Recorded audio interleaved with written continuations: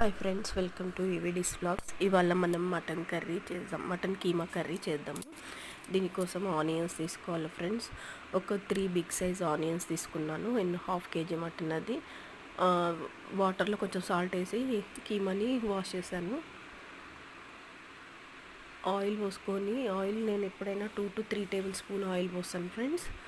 Oil పోసి onions కొంచెం colour మారాక అందులో అల్లం వెల్లుల్లి పేస్ట్ వేసుకున్నాను. 1 ఫుల్ స్పూన్.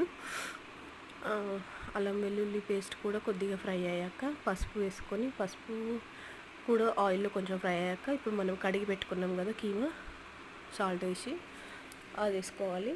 అది వేసుకున్న తర్వాత నేను 3 టీ స్పూన్స్ ఆఫ్ కారం పొడి వేసుకున్నాను. నార్మల్ టీ స్పూన్స్, 3 టీ స్పూన్స్కి 2 స్పూన్స్ సాల్ట్ అన్నమాట. ఓకేనా ఫ్రెండ్స్. విజిల్స్ పెట్టేసుకొని నేను ఒక 6 విజిల్స్ పెట్టానండి.